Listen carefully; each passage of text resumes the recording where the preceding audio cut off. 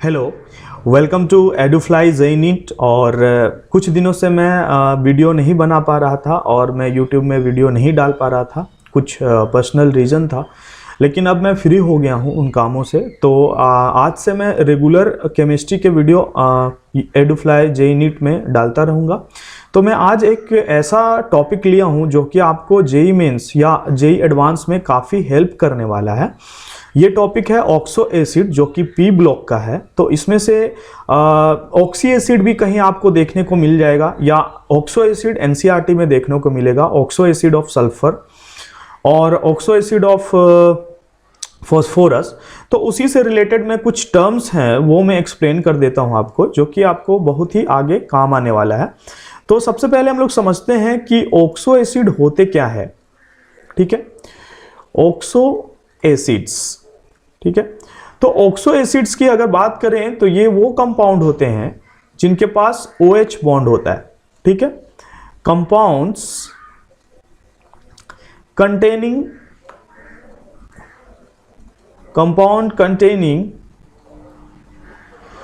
OH bond. ठीक है, जिस भी सिस्टम में OH बॉन्ड मिले, सबसे पहला कंफ्यूजन हमारे पास ये रहेगा कि सर हम लोग ऑक्सो एसिड को कैसे पहचानेंगे। तो इसके लिए सबसे पहले आपको क्या समझना है कि भाई उस सिस्टम में क्या होना चाहिए, OH बॉन्ड प्रेजेंट होना चाहिए।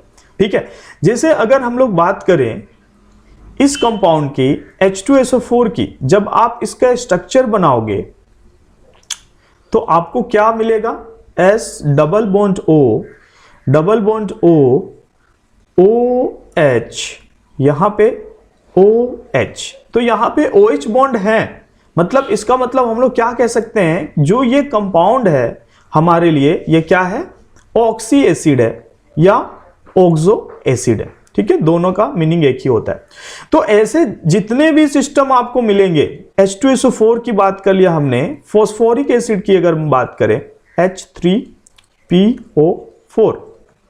ठीक है, जब आप इसका स्ट्रक्चर देखोगे तो आपको क्या मिलेगा कि यहां पे भी OH बॉन्ड प्रेजेंट होता है, OH और ये आपका OH। ठीक है, तो जब H3PO4 के बारे में बोला जाए तो आप क्या बोलोगे कि भाई ये जो कंपाउंड होता है ये किस टाइप का एसिड है, ये है ऑक्सो एसिड है।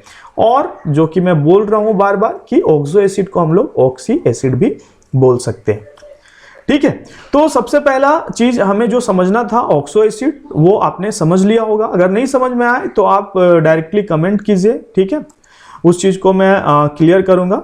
वापस से फिर हम लोग आते हैं, कुछ जो टर्म है एनसीईआरटी में इंपॉर्टेंट टर्म है उसके बारे में समझते हैं। जैसे आपको जब आप पी ब्लॉक चैप्टर पढ़ोगे तो उसमें जो फॉस्फोरस के ऑक्सो एसिड है और सल्फर के ऑक्सो एसिड है, उसमें आपको मिलेगा पायरो एसिड्स। ठीक है, पायरो एसिड्स। तो पायरो एसिड का मतलब क्या होता है, पहले वो समझ लेते हैं हम लोग। जब आप एक ऑक्सी एसिड लेते हो, मान लीजिए आपने क्या लिया, सल्फ्यूरिक एसिड, ऑक्सो एसिड आपने लिया, वो कितना होना चाहिए, ऑक्सो एसिड्स कितना होना चाहिए, 2 मोल होना चाहिए। ठीक है, हमने एक ऑक्सो एसिड लिया जो कि कितना है, 2 मोल। उसमें से आप क्या करते हो, 1 मोल वाटर को रिमूव कर देते हो, H2O को बाहर कर देते हो। तो जो रिजल्टेंट प्रोडक्ट बनेगा वो भी अगर हमारा ऑक्सो एसिड रहा, तो इसे हम लोग क्या बोलेंगे, इस वाले सिस्टम को हम लोग क्या बोलेंगे, पायरो एसिड बोलेंगे। ध्यान से समझना, हमने क्या किया, हम यहां पे ले लेंगे H2SO4, कितने मोल, 2 मोल। हमने देख लिया है पिछले वाले स्लाइड में कि H2SO4 जो होता है वो क्या होता है, एक ऑक्सो एसिड होता है। हमने एक ऑक्सो एसिड लिया जो कि क्या लिया, 2 मोल। ठीक है, ये फॉर्मूला क्या बन जाएगा, H4S2O8। इसमें से क्या कर रहे हैं हम लोग, इसमें से हम लोग 1 मोल वाटर मॉलिक्यूल रिमूव कर दे रहे हैं। सिस्टम में क्या बच जाएगा, H2SO7। ओके, H4 से हमने क्या करा, H2 निकाल लिया और H2 हमारा बचा का बचा रहे क्योंकि हम लोग सल्फर को नहीं निकाल रहे। तो H2SO7 जो बचेगा उसका नाम हम लोग क्या दे देंगे, इसका नाम हम लोग बोलेंगे पायरोसल्फ्यूरिक एसिड। पायरोसल्फ्यूरिक एसिड, ठीक है। तो हमने सिंपली क्या करा भाई, हमने एक ऑक्सो एसिड लिया, उससे कितना मोल लिया, 2 मोल लिया, और जब उससे हमने वाटर मॉलिक्यूल निकाला तो जो एसिड बना वो भी हमारा ऑक्सो एसिड है। वो कैसे समझेंगे कि यार ये कैसे ऑक्सो एसिड है, तो इसका स्ट्रक्चर हम लोग ड्रॉ कर लेंगे। तो वहां पे जब OH बॉन्ड रहेगा तो उस सिस्टम को हम लोग क्या बोलेंगे, पायरोसल्फ्यूरिक एसिड बोलेंगे, ठीक है। तो इसको मैं स्ट्रक्चर के थ्रू भी एक्सप्लेन कर सकता हूं, या आप देख लेना एक बार। H2SO4 में देता हूं तो यहां पे जैसे सल्फ्यूरिक एसिड का स्ट्रक्चर क्या होगा, S double bond O OH, यहां पे OH, ठीक है। हमें कितना लेना है ऑक्सो एसिड, 2 मोल लेना है, ठीक है। यहां पे SOH, इधर डबल बॉन्ड O, यहां पे डबल बॉन्ड O, ये आपका क्या हो गया, OH हो गया। इससे क्या करना है, आपको 1 मोल वाटर को रिमूव कर देना, H2O को रिमूव कर देना। क्या करेंगे, यहां से OH और यहां से H को बाहर कर देंगे, ठीक है, वाटर रिमूव हो जाएगा। जो स्ट्रक्चर हमें मिलेगा वो क्या मिलेगा, S double bond O OH double bond O single bond O sulphur double bond O OH, यहां पे डबल बॉन्ड O, ठीक है। तो ये जो स्ट्रक्चर हुआ, लास्ट स्लाइड में हमने जो पढ़ा था कि भाई इसका जो फॉर्मूला है वो क्या है, H2SO7 है। इसे हम लोग क्या बोल रहे हैं, पायरोसल्फ्यूरिक एसिड बोल रहे हैं, ठीक है। तो आपको पूरा स्ट्रक्चर याद करने की जरूरत नहीं है। बहुत बच्चे कंफ्यूज होते हैं, कोई स्ट्रक्चर को याद करने में लगे हुए होते हैं। आपको सिंपली क्या करना है, कॉन्सेप्ट समझना है। इसका कॉन्सेप्ट क्या है, कॉन्सेप्ट में हमें दिख रहा है कि भाई जब आप ऑक्सो एसिड लेते हो, 2 मोल ऑक्सो एसिड लो और उससे क्या करो, 1 मोल वाटर को रिमूव कर दो, और जो रिजल्टेंट ऑक्सी एसिड बना उसे हम लोग क्या बोलेंगे, पायरो एसिड नाम देंगे, ठीक है।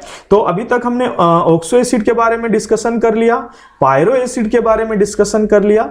नेक्स्ट हम लोग आते हैं दूसरे टर्म में, जो कि आपको एनसीईआरटी में मिलेगा ही मिलेगा, वो है हाइपो एसिड्स, ठीक है। हाइपो एसिड्स बहुत सारे आपको ऐसे एसिड मिलेंगे जिसके पीछे प्रीफिक्स में क्या लिखा हुआ रहता है, हाइपो टर्म यूज किया हुआ रहता है। तो इसमें आपको क्या करना है, सिंपली आपको एक अस एसिड लेना है। देखिए ध्यान से समझना मैं क्या बोल रहा हूं आपको, अस एसिड। देखिए इक एसिड और इक एसिड की अगर हम लोग बात करें तो इक एसिड क्या होता है, जिसका ऑक्सीडेशन स्टेट ज्यादा होगा, ऑक्सीडेशन नंबर मोर, ठीक है। मैं एग्जांपल दे देता हूं आपको। अस एसिड क्या होगा, जिसका ऑक्सीडेशन नंबर लेस, ठीक है, लेस, ऑक्सीडेशन नंबर लेस। देखिए यहां पे H2SO4 की अगर बात करें तो आप इसके लिए जो टर्म यूज करते हो, सल्फ्यूरिक एसिड यूज करते हो। क्यों, क्योंकि इसका ऑक्सीडेशन नंबर +7। H2SO3 की अगर आप बात करते हो तो यहां पे आप क्या यूज करते हो, सल्फ्यूरस। क्यों, क्योंकि इसका ऑक्सीडेशन नंबर यहां पे 6 होगा, ठीक है, करेक्ट कर लेना, 6 होगा, यहां पे +4, ठीक है। तो जहां पे ऑक्सीडेशन नंबर हमारा कम हो रहा है, सल्फर में कम हुआ, वो हमारे लिए क्या हो गया, सल्फ्यूरस। यहां पे सल्फर में ऑक्सीडेशन नंबर ज्यादा, हमारे लिए क्या हो गया, इक एसिड। तो आप ये याद रखना, हायर ऑक्सीडेशन स्टेट इक एसिड, लोअर ऑक्सीडेशन स्टेट अस एसिड। तो आते हैं हम लोग वापस इस टॉपिक पे। हाइपो एसिड, जब आप अस एसिड लेते हो और उसमें से एक ऑक्सीजन एटम को रिमूव करते हो, समझना, तो जो हमारा एसिड बनेगा वहां पे आप क्या टर्म यूज करोगे, हाइपो एसिड यूज करोगे, हाइपो एसिड यूज करोगे, ठीक है। तो ये जो की पॉइंट है ये है कि जब आप अस एसिड लिए, उससे ऑक्सीजन एटम को रिमूव किए, तो जो एसिड बना उसे हम लोग क्या बोल रहे हैं, हाइपो एसिड्स बोल रहे हैं। ठीक है, अब आते हैं इस वाले सिस्टम में, एक एग्जांपल के थ्रू हम लोग समझते हैं इसको। जैसे फर्स्ट एग्जांपल में ले रहा हूं यहां पे H3PO3, ये आपका सल्फ्यूरिक है, सल्फ्यूरस फॉस्फोरस है। फॉस्फोरिक क्या होता है, H3PO4, phosphoric, H3PO3 is phosphorus. ठीक है, जब आप H3PO3 से एक ऑक्सीजन एटम को आप जब रिमूव करते हो, तो ये जो एसिड बनता है उसे आप क्या बोलोगे, H3PO2, इसे आप क्या बोलोगे, हाइपोफॉस्फोरस बोलोगे। बहुत ही सिंपल चीजें हैं, समझिएगा, बहुत अच्छे से समझ में आएगा। ठीक है, हाइपोफॉस्फोरस एसिड बोलते हैं इसे। ठीक है, दूसरा चीज अगर हम लोग यहाँ पे और एग्जांपल्स लें, तो आपने नाइट्रस एसिड के बारे में नाम सुना होगा, HNO2। ठीक है, नाइट्रस एसिड, जब इससे एक ऑक्सीजन एटम को आप रिमूव करोगे तो जो एसिड बनेगा वो बनेगा HNO। ठीक है, HNO। तो ये जो HNO होता है ये आपका उतना ज्यादा स्टेबल नहीं होता है। नाइट्रिक एसिड की बात करें तो क्या होगा, nitric acid HNO3, nitrous acid HNO2। इससे आपने ऑक्सीजन एटम को हटा दिया, तो ये आपका क्या होता है, डाइमर फॉर्म में एग्जिस्ट करता है। तो ये आपका किस फॉर्म में आ जाएगा, H2N2O2। ठीक है, इसका स्ट्रक्चर अगर आप देखोगे तो क्या हो जाएगा, N double bond N, single bond OH, single bond OH। क्योंकि ये HNO2 आपका एक ऑक्सीजन निकाल दिया आपने, यहां पे क्या बन गया, HNO, जो कि क्या होता है, अनस्टेबल होता है। अनस्टेबल होता है तो ये किस फॉर्म में जाता है, डाइमर फॉर्म में जाता है। और डाइमर बनाने के बाद ये क्या बना देता है, H2N2O2 बना देता है। क्योंकि इसके पास OH है तो ये आपका क्या हो गया, एक ऑक्सी एसिड हो गया। ठीक है, तो ये आपका क्या हो जाएगा, हाइपोनाइट्रस एसिड हो जाएगा। ये आपका जो एसिड हुआ वो क्या हुआ, हाइपोनाइट्रस एसिड। ठीक है, और एग्जांपल इसमें हम लोग लेते हैं, नेक्स्ट एग्जांपल हम लोग लेते हैं हेलस एसिड से। ठीक है, हेलस एसिड, तो जो हेलस एसिड होता है वो क्या होता है, उसका फॉर्म होता है HXO2। हेलिक की अगर बात करें तो HXO3 है, मैंने लास्ट स्लाइड में आपको डिस्कस कर दिया ये चीज। इसका हायर ऑक्सीडेशन स्टेट, इसका क्या हो जाएगा, +5, इसका क्या हो जाएगा, +3। तो ये हमारा क्या हो जाएगा, हेलस हो जाएगा। तो यहाँ पे जब हेलस एसिड से हम लोग एक ऑक्सीजन को निकालेंगे तो ये जो फॉर्म बनेगा उसे हम लोग क्या बोलेंगे, हाइपोहेलस बोलेंगे। HXO को हम लोग क्या बोलेंगे, हाइपोहेलस। ठीक है, आपने देखा भी होगा इसका जनरल यूज, अगर हम लोग बात करें यहाँ पे, जैसे HClO2, इसमें से अगर आप एक ऑक्सीजन को निकालते हो तो जो एसिड बनता है इसे हम लोग क्या बोलते हैं, HClO। ठीक है, HClO, तो ये किस फॉर्म में रहता है, ClOH। इसे हम लोग क्या बोलेंगे, हाइपोक्लोरस एसिड बोलेंगे, हाइपोक्लोरस एसिड बोलेंगे। इसी तरीके से क्या हो जाएगा, हाइपोब्रोमस आ जाएगा, हाइपो आयोडस आ जाएगा। ठीक है, तो हाइपो से रिलेटेड चीजें मैंने यहाँ पे डिस्कस कर दिया है, आप लोग को समझ में आ गया होगा। इसके बाद जो नेक्स्ट टर्म आपको मिलेगा एनसीईआरटी में पी ब्लॉक में, वो चीजें मैं डिस्कस कर देता हूं। जैसे आपको और जो अलग कंपाउंड मिलने वाला है वो मिलने वाला है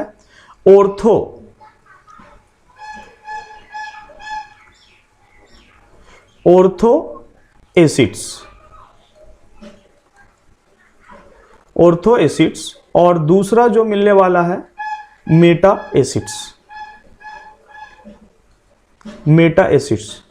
तो इसके बारे में हम लोग समझते हैं कि ऑर्थो एसिड्स क्या होता है, मेटा एसिड्स क्या होता है। ठीक है, तो ऑर्थो एसिड्स क्या होता है, बेसिकली जब आप कोई सा भी ऑक्सी एसिड से, जैसे मैं यहां पे ले लेता हूं H3PO4, जब आप किसी भी ऑक्सी एसिड से 1 मोल वाटर को रिमूव करोगे, 1 मोल वाटर को रिमूव करोगे तो जो एसिड बनेगा यहां पे क्या बन जाएगा, HPO3 बन जाएगा।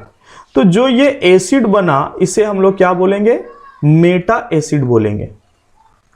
और जिससे ये एसिड बना उसे हम लोग क्या बोलेंगे, ऑर्थो एसिड्स बोलेंगे। ठीक है, सिंपली आपको कंफ्यूज नहीं होना है। पायरो एसिड में क्या करते थे हम लोग, पायरो में हम लोग 2 मोल लेते थे एसिड्स, ठीक है, लेकिन ऑर्थो में आपको क्या करना है, 1 मोल लेना है। और 1 मोल से क्या करना है आपको, 1 मोल वाटर को रिमूव करना है। जो प्रोडक्ट बनेगा उसे हम लोग क्या बोलेंगे, मेटा एसिड्स बोलेंगे। और जो आपका जिससे आपने बनाया है उसे आप क्या बोलोगे, उसे ऑर्थो एसिड्स बोलेंगे। ठीक है, तो ये डिफरेंट टर्म है जो कि आपको हो सकता है कि परेशान करता, लेकिन यहाँ पे अगर आप समझ जाओगे तो पी ब्लॉक बहुत ही आसान हो जाएगा आपके लिए। ठीक है, लास्ट जो इसमें से मैं एक टॉपिक ले रहा हूं वो है आपका,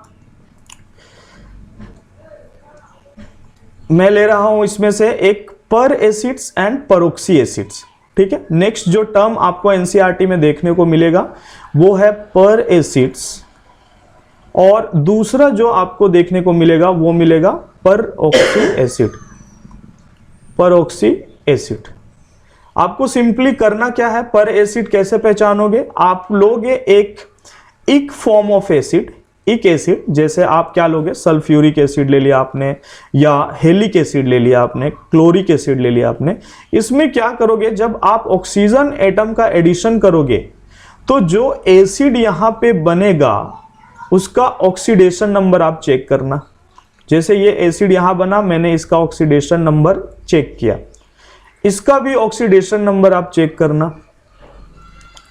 और जब ये ऑक्सीडेशन नंबर इस वाले ऑक्सीडेशन नंबर से ज्यादा होगा तो आप इसके पीछे मतलब प्रीफिक्स में क्या लगा दोगे, पर एसिड लगा दोगे। जैसे मैं एग्जांपल से एक आपको एक्सप्लेन करता हूं, जैसे ये HClO3 है, ये क्लोरिक एसिड का फॉर्मूला है।